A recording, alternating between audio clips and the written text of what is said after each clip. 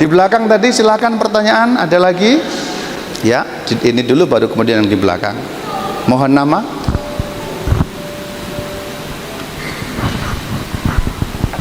Selamat malam, nama saya Agnes. Tadi diterangkan kalau malaikat itu makhluk personal ya, Romo. Betul. Itu adalah makhluk yang berkepribadian. Pertanyaan Betul. saya, apakah semua malaikat itu berkepribadian baik? Baik. Dan karena ada yang bilang kalau setan itu juga malaikat. Ya. Terima kasih. Pertanyaan Ibu saya tunda ya. Nanti bagian berikutnya ada. Jadi ada dua yang saya tunda karena akan sampai ke sana. Jadi nanti saya jawab, tapi tidak sekarang. Nanti kalau belum terjawab, Ibu mengingatkan saya. Dengan Bapak yang di depan ya Pak ya. Silakan di belakang. Malam Romo, nama saya Vincent. Sebelumnya kalau pertanyaannya rada nyeleneh, maaf. Enggak apa-apa.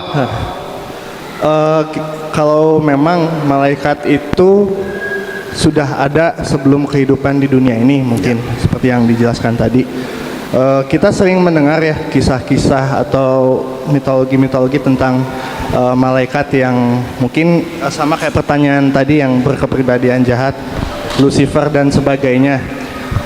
Bagaimana pendapat Romo tentang hal itu dan bagaimana pendapat menurut Gereja Katolik? Ya, pendapat Romo mengikuti pendapat Gereja Katolik yang akan dijelaskan sebentar lagi. Kalau begitu kita masuk saja, pertanyaan yang lain simpan dulu supaya langsung juga terjawab beberapa pertanyaan. Bagian ini dipahami ya, dunia gaib yang bagian ini. Kita lanjut sekarang di bagian-bagian berikutnya supaya beberapa pertanyaan juga akan terjawab. Mari kita lihat dari Katekismus Gereja Katolik 391. Mari kita baca bersama-sama. Di balik keputusan nenek moyang kita untuk membangkang, terdengar satu suara penggoda yang bertentangan dengan Allah, yang memasukkan mereka ke dalam maut karena iri hati. Kitab suci dan tradisi melihat dalam wujud ini seorang malaikat yang jatuh yang... Jadi gampangnya ini begini. Awal mula Tuhan menciptakan malaikat, jumlahnya banyak sekali, tidak terhitung banyaknya. Manusia tidak mampu menghitung karena banyak sekali. Malah seorang eksorsis dari kota Roma mengatakan pada suatu session eksorsisme pengusiran setan itu bicara. Karena pada saat itu yang merasuki orang itu banyak sekali sampai mengatakan, sudah mirip setan belum? Kamu kalau bisa melihat wujud kami bisa menutupi matahari dan dunia ini menjadi gelap selama-lamanya. Jadi maksudnya saking banyaknya, kalau seandainya diwujudkan satu setan satu badan manusia, mereka itu mampu menutup seluruh matahari sehingga matahari tidak bisa kelihatan sinarnya. Saking banyaknya. Ini gambaran. Ini menurut kesaksian eksorsis kota Roma bernama Father atau Romo Gabriel Amorth. Dalam suatu session pengusiran setan itu menantang, kamu jangan main-main sama saya mampu berbuat yang hebat sekali, matahari tak tutup sampai tidak akan bisa bersinar lagi karena saking banyaknya kami ini. Kira-kira begitu yang mau disampaikan. Inti dari bagian ajaran ini adalah awal mula Tuhan hanya menciptakan malaikat, dan banyak banget jumlahnya. Karena diciptakan oleh Allah, sebagaimana kesaksian Alkitab bahwa Allah menciptakan segala sesuatu baik. Bahkan Alkitab bagian terakhir mengatakan pada saat penciptaan Allah melihat bahwa apa yang diciptakan itu sungguh amat baik. Berarti pada awal diciptakan malaikat baik semua apa tidak? Baik semua. Akal budinya, kehendaknya selaras dengan kehendak Allah. Akan tetapi kemudian di antara malaikat itu ada yang ingin mengungguli Allah. Allah kok disembah, kok gua enggak? Lo kenapa semuanya menyembah kepada dia? Lo aku siapa? Memangnya aku kurang hebat? Kita harus ingat, malaikat diciptakan dengan segala kemuliaan dan segala kehebatan. Manusia tidak ada apa-apanya dengan malaikat. dalam kemuliaan, dalam kehebatan, dalam kepandaian, dalam kecanggihan, tidak ada apa-apanya. Maka malaikat yang diciptakan mulai berpikir, memang hebatnya Tuhan apa? Memangnya aku kurang hebat? Itulah malaikat yang kemudian menjadi malaikat yang jatuh dalam dosa.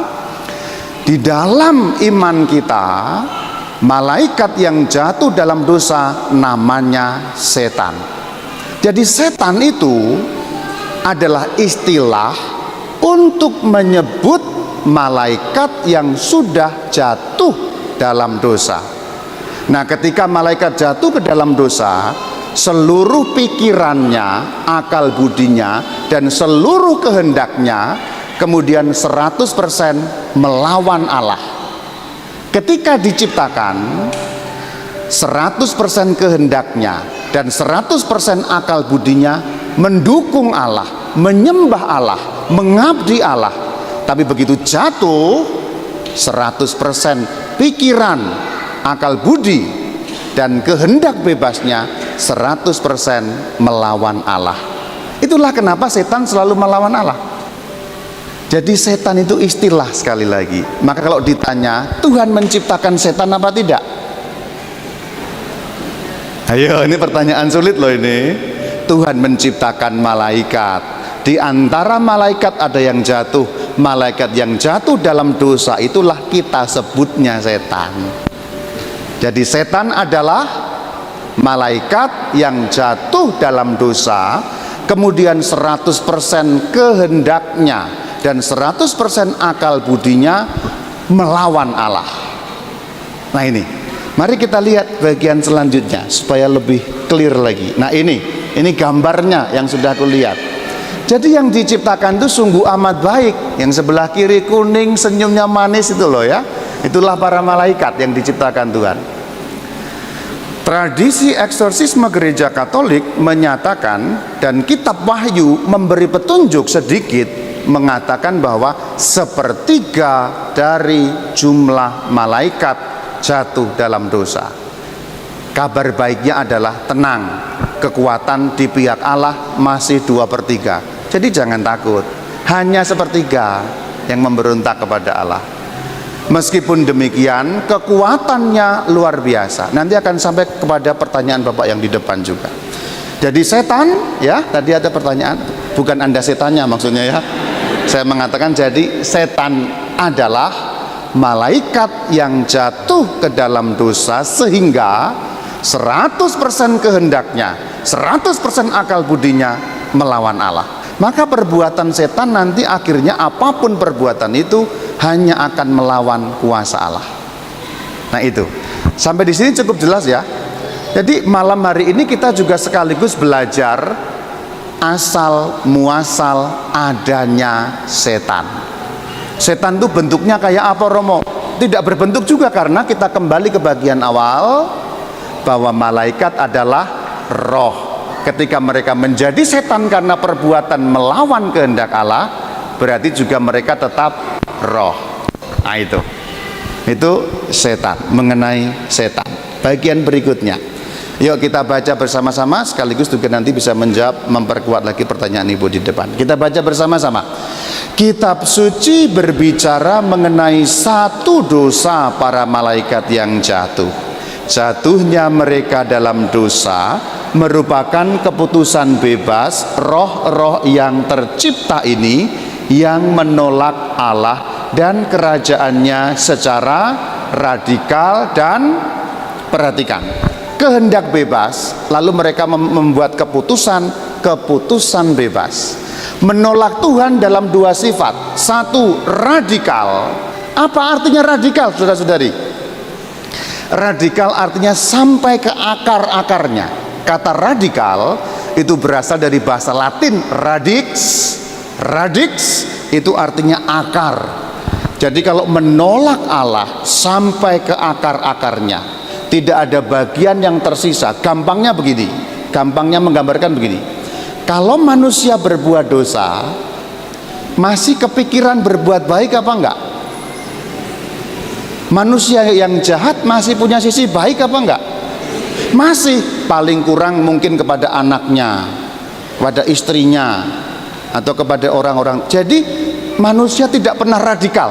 Kalau menolak Tuhan, manusia yang normal tidak pernah radikal, karena di balik kejahatan manusia masih ada suara-suara baik.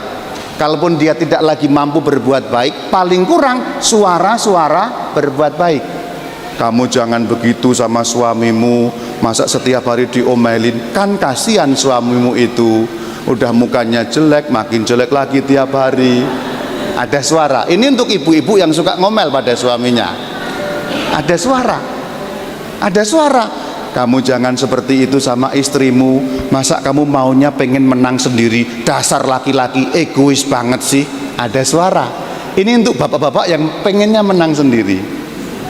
Selalu masih ada. Berarti manusia kalau berbuat jahat tidak radikal, tapi berbeda dengan setan. Setan radikal. Tidak ada sedikit pun ruang untuk Allah dan kerajaannya. Total menolak. Nomor 2, tetap. Tetap itu maksudnya apa? Tidak bisa bertobat.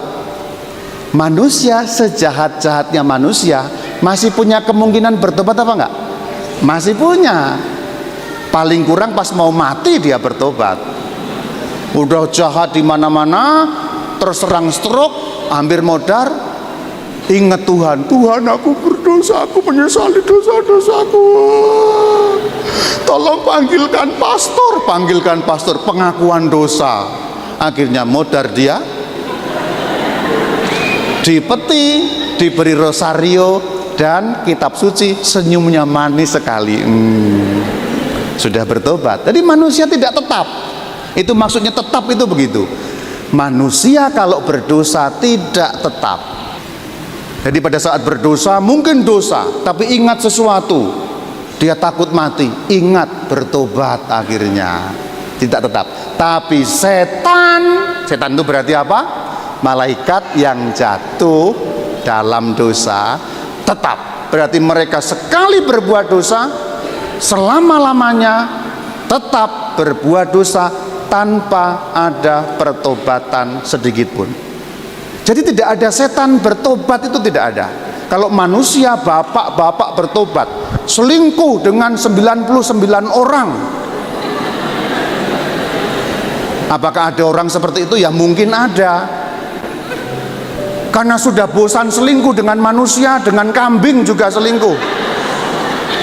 Saking jahatnya jahat ini orang ini. Akhirnya dia ditegur oleh Tuhan, bertobat, masuk ruang pengakuan, menerima sakramen tobat, ngaku dosa kepada pastor, manusia. Tapi setan tetap tidak bisa, karena dikatakan tetap sekali berdosa mereka berdosa terus, maka tidak ada setan bertobat. Jadi tidak ada setan pengen ngaku dosa, itu nggak ada. Serem juga ya, lagi melayani sakramen tobat tiba-tiba tok tok tok, siapa itu? Setan pastor. Wah, ngapain tan? Pengen bertobat pastor. Allah mengampunimu, nggak ada. Jadi setan tidak ada yang bertobat, itu setan itu. Makanya disebut tetap. Radikal artinya apa? 100%. Tidak ada sekecil apapun sampai akar-akarnya. Tetap artinya selama-lamanya. Itu maksudnya. Maka Anda pun tidak bisa mendoakan setan supaya bertobat. Kalau mendoakan suami bertobat bisa.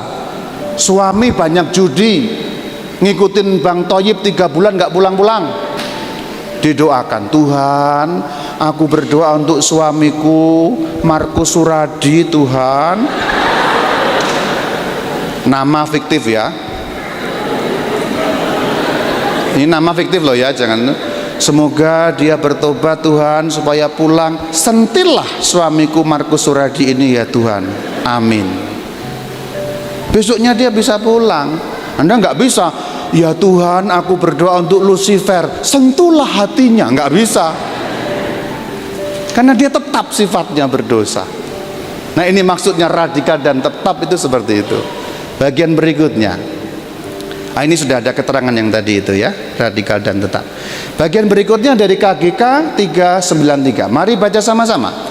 Karena sifat tetap keputusan mereka yang tidak dapat ditarik kembali, dan bukan karena kekurangan belas kasihan ilahi yang tidak terbatas, maka dosa para malaikat itu tidak dapat diampuni. Selanjutnya, bagi mereka tidak ada penyesalan sesudah jatuh, sama seperti bagi manusia sesudah kematian. Perhatikan, jadi malaikat tidak dapat diampuni. Ini bukan karena bukan karena Tuhan kurang belas kasih, tapi karena mereka tidak bisa bertobat. Itu maksudnya. Ini sama seperti manusia setelah kematian. Begini aku ceritakan, semoga yang berdosa-berdosa jadi ingat. Kalau manusia belum mati, dia masih punya kesempatan pertobatan. Jadi selama manusia masih hidup di atas muka bumi ini, apapun dosanya diampuni jelas. Tapi begitu kematian, mati, detik itu juga tidak dapat lagi ada pertobatan. Maka dikatakan bagian terakhir sama seperti manusia sesudah kematian. Nah itu, ini bagian yang perlu kita mengerti. Jadi nanti jangan bertanya, pastor kalau setan bisa masuk surga enggak? Ya enggak bisa, karena mereka tidak bisa bertobat.